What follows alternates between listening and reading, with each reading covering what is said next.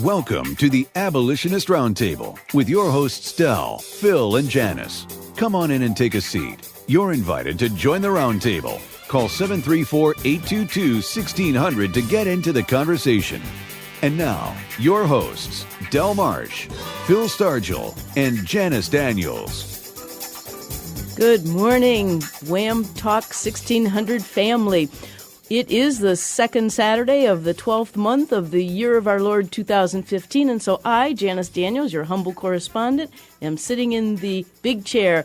This is Art of Michigan, that's Abolitionist Round Table of Michigan, brought to you every Saturday morning from 7 a.m. till 8 a.m.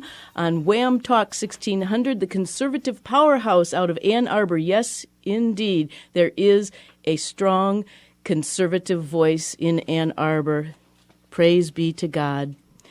Well, you know, we are 13 days away from Christmas. Christmas. Can you imagine that, guys? I'm here with my friends Phil Stargell, Del Marsh. Good morning, guys. Good morning. Good morning. Not only is it 13 days from Christmas, we're right in the Hanukkah celebration. So we want to say Happy Hanukkah and Merry Christmas to everyone. You know, we've got a packed agenda today, and in fact, we're going to bring a bunch of issues to the round table, but we'd like our audience to call in and join in the conversation by calling 734-822-1600. That's 734-822-1600. You can talk about any of the issues that we're going to talk about, or bring issues to the table yourself that you might like. Some of the issues that we're going to talk about. Last weekend, I said that I was going to continue the discussion of the movie The Stoning of Soraya M., and that I will do. In fact, the story is based upon a book, which is based upon a true story. The movie is based upon a book, which is based upon a true story, The Stoning of Soraya M. I also want to bring to the round table the fact that even though that might be considered ancient history because it took place in 1986, there's a story out of BBC News on November 3rd, 2015, that's 1 month ago, that an Afghan woman accused of adultery is stoned to death. We also might want to talk about the issue of the myth of the tiny radical Muslim minority. We also think it's a good idea to spend a little time talking about Trump's Muslim immigration ban, which should touch off a badly needed discussion. This is, as far as I'm concerned, gentlemen, this is the issue of our time. This is the defining issue of our time. Christianity versus Muslim or Islam or Sharia law. That's really the issue. Constitutional law versus Sharia law. We also want to talk about the fact that the San Bernardino couple spoke of attacks in 2013. Now, in 2014, the woman was given a visa to come into this country. Now, this was after they had posted remarks on Facebook that they were considering attacking in the name of Islam. And now, what kind of background checks are they doing? Aren't they simply going to the internet, which is a powerful tool for all of us to be able to do the research that we need to do? Doesn't our government, doesn't our NSA or TSA or whatever alphabet soup agency that's responsible for vetting people, don't they even go online onto Facebook?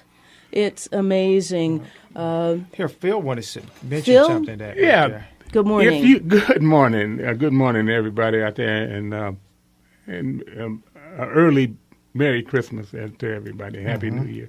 But the question here is, what are they asking these people that come in here as a vetting procedure? Are they asking them? They can't ask them. We know they can't ask them anything about their religion. That's in stone, right? But the problem is people that practice this religion. That's where the problem is. And you don't ask them anything about what their beliefs are. I would suggest the one thing that they should do is ask, are you satisfied with the way the image that Muslims have around the world as being people that practice jihad and terrorism? Well, you know, that's interesting, except that, if you remember, and I keep repeating this word, taqiyya, that means that a Muslim is not just obligated to lie, they must lie to defend Islam. So if you look a person who calls himself a Muslim in the eye and you ask them, well, do you support the United States Constitution? They'll say yes.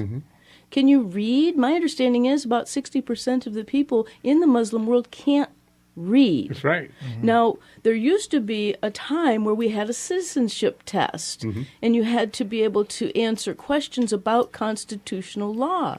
That would be, to me, something that might be brought back into the immigration process, the screening process. Can they define what constitutional law is, or are they defining what Sharia law is? And I think it's important that we bring up some of the tenets of Sharia law. Number one, theft is punishable by cutting off the right hand. Oh, my. Criticizing or denying any part of the Quran is punishable by death. Criticizing or denying Muhammad is a prophet is punishable by death. Criticizing or denying Allah, the moon god of Islam, is punishable by death. A man can marry an infant and consummate the marriage when she is 9 years old. And a woman can't drive because it leads to upheaval. On my way in, I heard a news story that, in fact, in Saudi Arabia, women have been given not only the right to vote recently, but they've been given the right to run for local offices, city council, etc. But the problem is that under Sharia law, women can't talk to men. Women can't talk to men. And they can't drive. So, good luck running for office. Amazing. Yeah, they said I heard that when they said that women decided to step away from the driving because they wanted to run for elections, but they also pointed out that, I'm sorry, Phil, not to cut you off, but they pointed out also that they don't have enough women that's going to go out and vote, and the men will not vote for them. So they're in a real uphill battle. Absolutely. Yeah. Is there not more women in most of the Islamic countries than there are men, just like everywhere else? I mean, I don't know the demographics. I'm not sure. We'll have to check that out. Again, if any of our audience members knows the answer to that question or any of these other questions involving Sharia law, please give us a call, 734-822-1600. Again, one of the ideas of this show is to educate the people to these important issues of our time. In 2010, there was a Pew Research poll that said that 55% of Americans said that they knew little or nothing about the Muslim religion. 35% said that they knew something about the religion, but only 9% of the American population knew a great deal about the Muslim religion. So if we don't know anything about something, how in the world are we supposed to combat it, stop it, or change it? Can we? Now, I've been talking to a lady who lives on the West Coast. I wanted to have her in for an interview, but it's way too early for her, and we couldn't come up with a time to pre-record an interview. Her name is Noni Darwish. Now, Noni Darwish calls herself a former Muslim, and she started an organization called Arabs for Israel, and also Former Muslims United.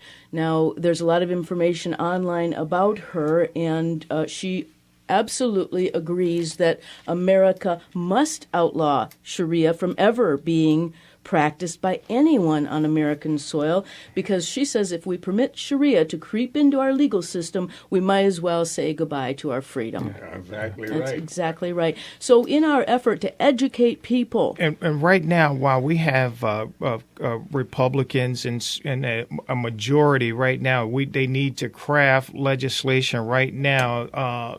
They might not get it signed by the guy with 3 Muslim names, but they should, just like they had that healthcare law sitting in the back room. They dusted it off. It's been sitting in the back room for 50 years. They need to sit that to the side for such a time when they can put that forth and they can get it passed. They need to do it right now. Again, I want to say Merry Christmas, Happy New Year, Happy Hanukkah, and also I want to, if I can just mention that I was at the Stand for Life Michigan Festival of Life 5th annual gala celebration. I want to say I love you to all all my Jewish brothers and sisters, our Jewish brothers and sisters out there that I had a chance to fellowship with, talk with, take pictures with, took a number of pictures with a newspaper. Also, I did. So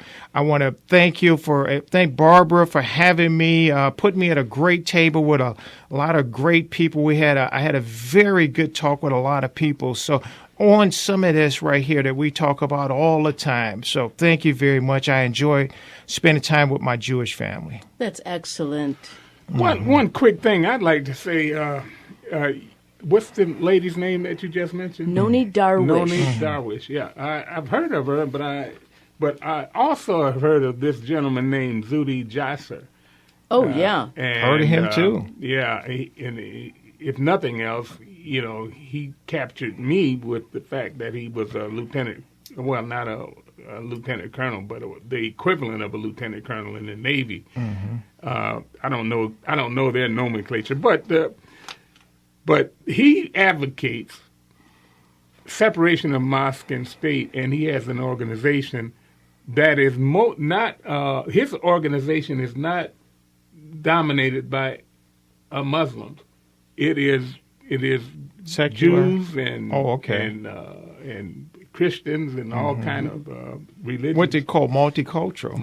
Real multicultural. Yeah, real so the proper definition of diversity. Yeah, that's right. So I think that first of all, when we talk about these people coming into this country, and the other thing we need to do is stop using the word ban, because what Trump has suggested is not a ban, although what he could have done was say that all immigration should be stopped, and the only way that we'll have anybody coming in is they have to be really scrutinized. They have to have a real compelling interest in us bringing them into this country.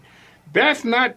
You're not coming in this country for your own personal enrichment. Right. You're coming in this country to help us solve an impending problem with a group of people that are antisocial everywhere they've become, had numbers that would challenge the status quo in that country. Right. They challenge it.